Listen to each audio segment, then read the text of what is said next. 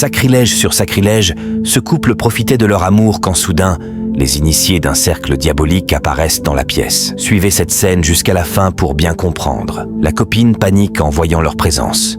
Son copain lui demande de se calmer et souhaite la bienvenue à la fraternité. L'un des initiés du groupe et la fille se reconnaissent en tant que frère et sœur. Il lui demande ce qu'elle fait ici. La fille, toujours sous le choc, s'exclame « C'est mon petit ami. Nous sortons ensemble depuis déjà 5 mois et nous venons dans cet hôtel pour profiter de notre amour. C'est l'une des occasions pour lesquelles nous sommes revenus aujourd'hui. Et je ne comprends pas ce qui se passe. » Il se penche aussitôt vers le petit ami et lui demande ce qui se passe. Le monsieur appelle le petit ami de sa sœur par son nom. Ce dernier lui demande « Tu connais ma copine ?» Il répond « C'est ma seule et unique sœur que j'ai. » La sœur, ayant entendu cela, constate que quelque chose cloche. Elle quitte les bras de son petit ami pour rejoindre son frère. Elle demande à son frère « Qu'est-ce qui se passe? Et pourquoi êtes-vous tous habillés en rouge et blanc ?»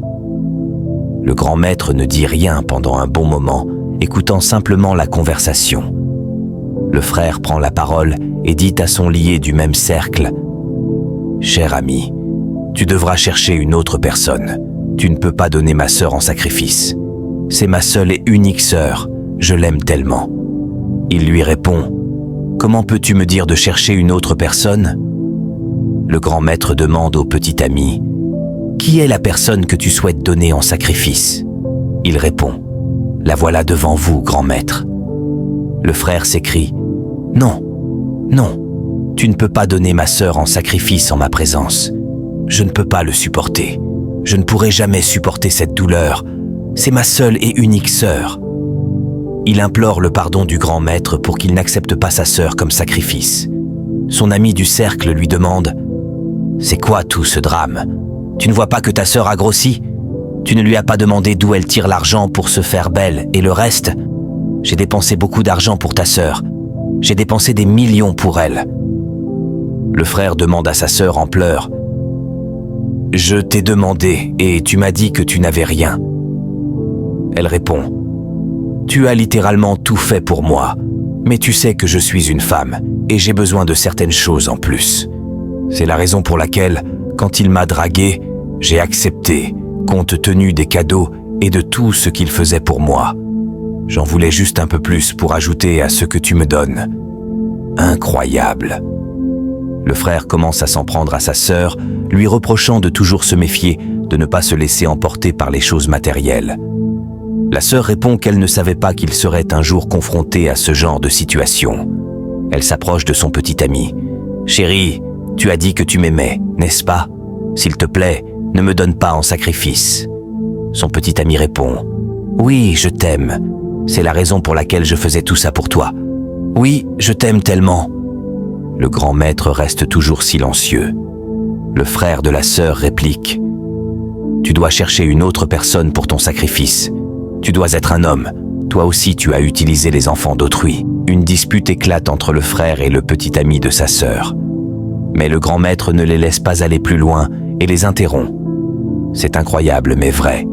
Le grand maître dit au frère de la sœur « Tu dois faire très attention. » Il répond « Grand maître, je suis désolé.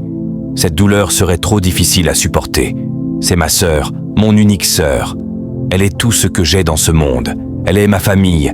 Elle est tout pour moi. » Le petit ami de sa sœur répond « Pourquoi donnez-vous l'impression que c'est un grand problème ?»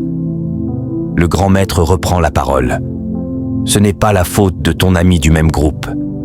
Il ne savait pas qu'elle était ta sœur. Mais sache que les règles sont les règles. Quand l'or rouille, que fera le fer? En effet, la vie est profonde. J'ai l'impression que tu as aussi utilisé les sœurs des autres et personne ne s'est plaint. S'il devait y avoir une autre issue, je t'aurais aidé. Mais il n'y en a pas. Elle sera le sacrifice. » La sœur supplie le grand maître de l'aider à échapper à ce sacrifice. Mais le grand maître conclut « Ce qui doit être fait pour que la richesse soit renouvelée. Une vie doit être prise. » La fille supplie encore « Je ne veux pas mourir.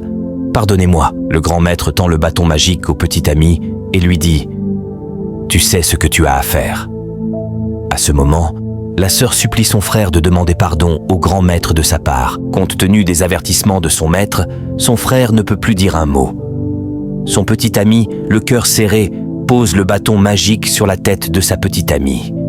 Cette dernière s'effondre et rend l'âme. Quelle abomination! À cause du pacte signé, il voit sa sœur donnée en sacrifice sans pouvoir rien faire pour elle.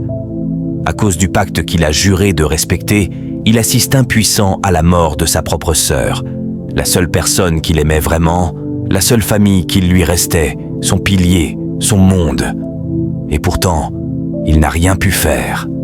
Rien, sauf regarder. Le silence qui suit est plus lourd, plus violent, plus cruel que la mort elle-même.